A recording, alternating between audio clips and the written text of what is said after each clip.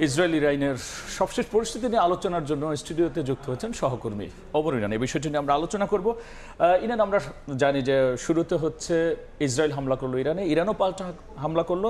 সামগ্রিকভাবে দুই দেশেরই ক্ষয়ক্ষতির মধ্যে আছে। শুরুতে যদি একটু আলোচনায় আসি যে কি পরিস্থিতি কোন দিকে মন নিচ্ছে এবং ক্ষয়ক্ষতির বিষয়টা যদি স্পষ্ট করে শুরুতে বলে। আপনি একেবারে গতকাল থেকে যদি শুরু করি, প্রথমত ইসরায়েল যখন ইরানের বিভিন্ন স্থাপনা অর্থাৎ যে ক্ষেপণাস্ত্র মজুতাগার রয়েছে কিংবা তাদের যে সামরিক ঘাঁটিগুলো রয়েছে সেটি লক্ষ্য করে যখন ইসরায়েল হামলা চালালো, ইরানের পক্ষ থেকে তাৎক্ষণিকভাবে শুধুমাত্র নিন্দা জানানো হয়েছে এবং কিছু হুমকি ধামকি দেওয়া হয়েছে। সারাদিন কিন্তু তেমন কোনো প্রতিক্রিয়া দেখা যায়নি, তবে দেশটির সর্বোচ্চ ধর্মীয় নেতা তিনি কিন্তু বলেছেন যে এর জন্য কঠিন পরিণতি ভোগ করতে হবে। এই ঘোষণার কয়েক ঘন্টার মধ্যেই রাতে গিয়ে অপারেশন ট্রু প্রমিস 3 শুরু করে ইরান, এবং এর আগে আপনি দেখেছেন যে একই রকমভাবে অপারেশন ট্রু প্রমিস 1 এবং 2 যেভাবে পরিচালনা করা হয়েছিল, একইভাবে ইরান গতকাল অপারেশন ট্রু প্রমিস 3 শুরু করেছে এবং এর মধ্য দিয়ে মূলত ব্যালিস্টিক মিসাইলের বর্ষণ চালিয়েছে ইরান। সবচেয়ে এখানের যে বিষয়টি যে তারা ক্ষয়ক্ষতির হিসেবে যদি আমরা আসি, যে আসলে কার কেমন ক্ষয়ক্ষতি হয়েছে, ইরানও তো হামলা চালালো, আবার ইসরায়েলও পাল্টা হামলা চালালো, দুপক্ষই পাল্টা হামলা চালাচ্ছে। আমরা যদি ক্ষয়ক্ষতির পরিমাণে যাই, ইসরায়েলের দফায় দফায় ক্ষেপণাস্ত্রের যে তাণ্ডব, সেখানে এখন পর্যন্ত ইসরায়েলি 4 জন নাগরিক নিহত হয়েছেন এবং আহত হয়েছেন 150 শতাধিক।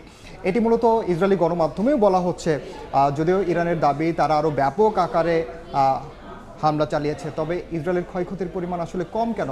সেক্ষেত্রে ইসরায়েল দাবি করছে তাদের অত্যাধুনিক যে প্রযুক্তি রয়েছে, প্রযুক্তির মাধ্যমে যুক্তরাষ্ট্রের সহায়তায় তারা বেশিরভাগ ক্ষেপণাস্ত্র ভূপাতিত করে দিচ্ছে, যে কারণে প্রাণহানি এড়ানো যাচ্ছে।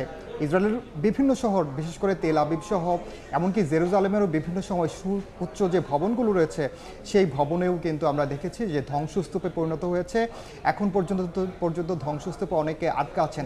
এবং ইরানের যদি ক্ষয়ক্ষতি, ইসরায়েলের ক্ষয়ক্ষতি যদি আমি কম বলি, সেটিও আসলে বিভিন্ন কারণ রয়েছে। সেক্ষেত্রে ইরান, আমরা যদি একটু আসি যে এই ঘটনার পর তো বিশ্বের অনেক বিষয়ের সাথে সংযুক্ত, এবং আমরা বলছিলাম বিনিয়োগ বাণিজ্য প্রভাব পড়বে। সরকার প্রধানরা, রাষ্ট্রপ্রধানরা কি বলছেন, আসলে প্রতিক্রিয়া কি জানাচ্ছেন? বিশ্ব প্রতিক্রিয়া আমি যদি বলি যে দুই ভাগে বিভক্ত হয়ে গেছে।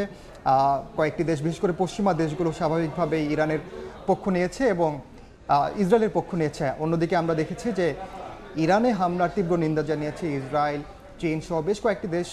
এ নিয়ে আমাদের হাতে একটি সেক্ষেত্রে ইরান, একটা প্রশ্ন আসে যে প্রতিক্রিয়া আমরা দেখলাম, অনেক সময় কিন্তু দেখা যায় যে এই সব ক্ষেত্রে অনেক বড় বড় শক্তিধর রাষ্ট্র কিন্তু জড়িয়ে যায়। সেক্ষেত্রে এর সম্ভাবনা কতটা দেখছেন? সেটি আসলে এরই মধ্যে জড়িয়ে যাচ্ছে। আমরা একটু বিশ্ব প্রতিক্রিয়াগুলো যদি আর একটু বিস্তারিত দেখি, তাহলে দেখবেন যে যুক্তরাষ্ট্র এবং কানাডা তো নগ্নভাবে সমর্থন দিয়েছে, কারণ প্রথম থেকেই তারা দিচ্ছে, এবং কি যুক্তরাষ্ট্রের প্রতিরক্ষা ব্যবস্থাও কিন্তু এর মধ্যে ব্যবহার হওয়া শুরু হচ্ছে। ইসরায়েলকে যুক্তরাষ্ট্র, কানাডা, ইউ সহ পশ্চিমা যে দেশগুলো রয়েছে, ইউরোপীয় দেশগুলো রয়েছে, তার বেশিরভাগ দেশ কিন্তু ইরানের যে আত্মরক্ষার পক্ষে তারা সাফাই গাচ্ছে, বলছে যে ইসরায়েলের আত্মরক্ষার অধিকার রয়েছে, সেই বিষয়টি বলছে। এবং আপনি যেটি বলছেন যে অন্য কোনো দেশ জড়িয়ে পড়তে পারে কিনা, এর মধ্যে অসংখ্য দেশ কিন্তু এই পাল্টা হামলার বিষয়ে তাদের প্রতিক্রিয়া জানিয়েছে এবং তারা বলেছে যে এই ধরনের যুদ্ধ যদি দীর্ঘমেয়াদী চলতে থাকে বা সংখ্যা যদি চলতে থাকে, তখন অন্য দেশগুলো, বিশেষ করে প্রতিবেশী রাষ্ট্র তো বটেই, ইসরায়েলকে যারা সমর্থন দিচ্ছে সেই দেশগুলো জড়িয়ে যাওয়ার সম্ভাবনা রয়েছে এবং সংখ্যা রয়েছে। যে কারণে কিন্তু এখন পর্যন্ত জাতিসংঘের পক্ষ থেকে বলা হচ্ছে যে দ্রুততম সময়ে আলোচনার মাধ্যমে এই সংখ্যার যেন নিরসন করা হয়।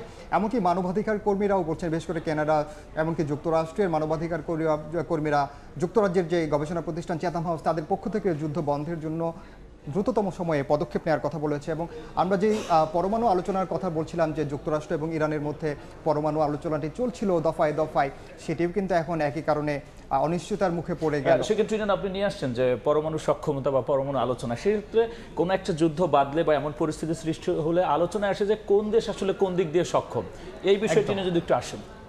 একদম, আসলে যেই এখন পরিস্থিতি এখন দাঁড়িয়েছে, যুক্তরাষ্ট্রের সমর্থনে ইসরায়েল যেমন খুবই শক্তিশালী অবস্থানে আছে, তেমনি ইরানও কিন্তু আবার তাদেরকে বেশ কয়েকটি দেশ সমর্থন দিয়ে যাচ্ছে। বিশেষ করে আমরা যদি বলি চীনের কথা, রাশিয়ার কথা, রুশ প্রেসিডেন্ট ভ্লাদিমির পুতিন সরাসরি কিন্তু ফোনে সমর্থন জানিয়েছেন। এ নিয়েও আমাদের অবস্থা, বিশ্বশান্তি এবং বিশ্ব অর্থনীতির স্থিতিশীলতার জন্য আসলে যুদ্ধ বন্ধের কোনো বিকল্প নেই, এমনটাই বলছেন বিশ্লেষকরা। ইরান, আপনাকে ধন্যবাদ আলোচনায় যুক্ত হওয়ার জন্য। ধন্যবাদ। ইরান ইসরায়েল সার্বিক পরিস্থিতি নিয়ে আমরা ছিলাম আলোচনায়। স্টুডিওতে যুক্ত হয়েছিলেন সহকর্মী ওমর ইরান।